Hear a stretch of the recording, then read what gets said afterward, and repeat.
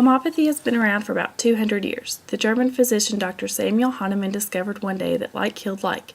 He was translating an herbal text from English to German when he found that cinchona bark cured malaria because it was bitter. He thought that this explanation was preposterous and took repeated doses of cinchona to personally determine its effects, which appeared remarkably similar to the symptoms of malaria. Hahnemann hypothesized that one may select therapies on the basis of how closely a patient's toxicological symptoms match the symptoms of the patient's disease.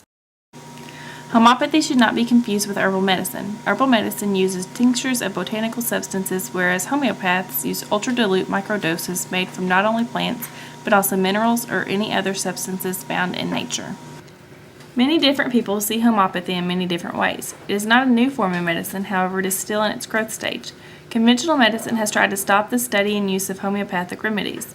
Despite this, however, it is widely accepted in Europe as a complementary or alternative form of medicine. The main idea behind homeopathy is that it tries to stimulate the body to recover itself. In traditional medicine practice, symptoms are seen as something that is wrong that must be set right. Homeopaths see symptoms as signs of the way the body is attempting to help itself.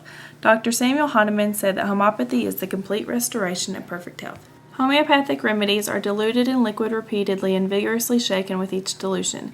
They are diluted in a series, usually 1 in 10 or 1 in 100 dilute and volume ratio, and agitated or shaken between each dilution. The limit or molecular dilution was not discovered until the later part of Hahnemann's life. By then, homeopaths all over the world were reporting that even high potencies produce clinical effects. They are supposed to be extremely safe. Even though homeopathy has been tested in clinical trials, no specifics are stated. Well, homeopathy is quite often misunderstood because it's so unlike what we think of now as conventional medicine. The medicine that we use now takes a strong strength of something and has a pretty much an immediate impact and quite often immediate relief to a degree. But it also doesn't often get to the root of the problem, even though you get some temporary relief. Homeopathy is based on like cures like. So it takes the energy pattern of a disease, and when administered in an extremely diluted form, taken in the body, usually sublingually under the tongue, it stimulates a healing reaction in the body to that particular disease. And I have found it to be quite effective myself. I do use homeopathy on a regular daily basis, and I have a lot of clients who use homeopathy. Sometimes like if a person has trouble with their thyroid gland, it will be a weak dilution of thyroid that the remedy is made of. And then sometimes it's like, you take poison ivy for poison ivy, So if you have a poison ivy outbreak, that's a Rus toxinodrin, I believe is the name of the plant.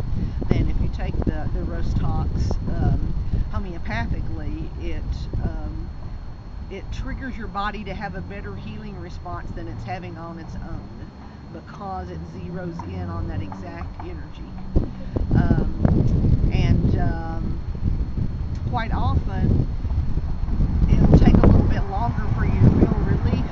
I mean, sometimes it will, but many times it's a lasting relief. It really kind of gets to the core of what was going on, in the body, and then the problem is gone. So you don't have to keep taking prescription medicine. It's pleasant and easy to take. It's usually either a little sugar tablet that you put under your tongue and let melt, or a liquid, a clear liquid, which is mostly alcohol mostly water with a little bit of a grain alcohol in it. One type of homeopathy we use a lot here is the Bach flower remedies. I don't know if you've heard of those, but I think it was Edward Bach, back at the last turn of the century, not the recent one, discovered that there were 38 different flower essences that helped have a positive impact on people's emotions, negative emotions.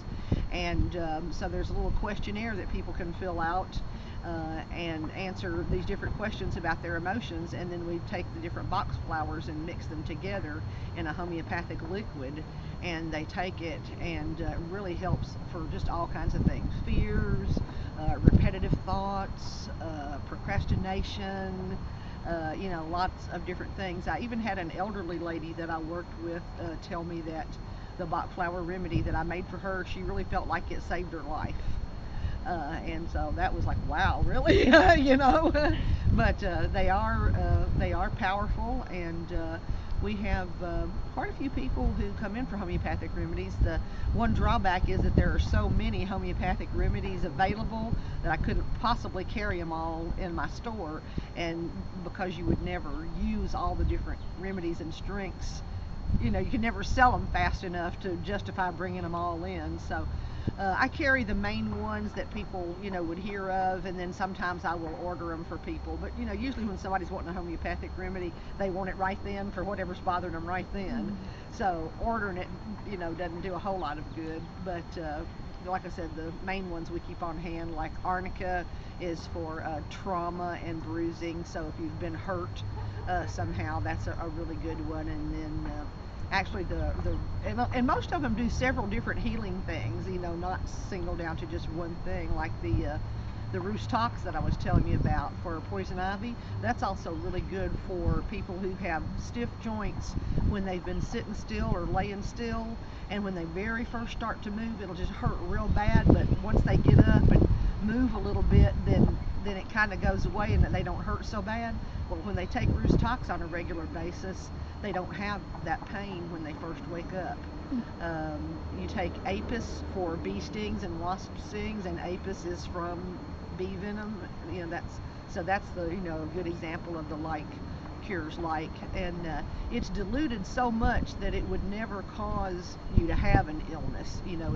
It's been diluted so many times. Like they'll mix 1 part bee venom and 10 parts water and shake it up real good, and they'll take 1 part of that and mix it with 10 parts of water and shake it up real good, and then 1 part of that and 10 parts of water, and just keep diluting it until it's extremely diluted, and then they succuss it, which is the beating on the palm. You make the remedy and then beat it on your palm. Research has not yet shown that homeopathy can be used as an alternative or to complement traditional therapies.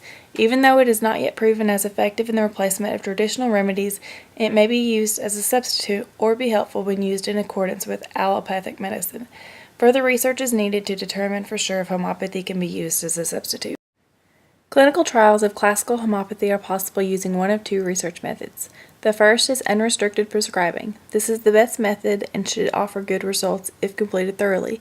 The second is keynote prescribing, which is more reasonable for the trials and usually offer lower results. These studies are recommended for non-critical diseases and problems. In order for homeopathy to be effective as a replacement or complementary medicine, studies must be completed with cost effectiveness and safety. Data should be obtained as well. Homeopathy will not have a status among healthcare that it deserves unless clinical trials are completed.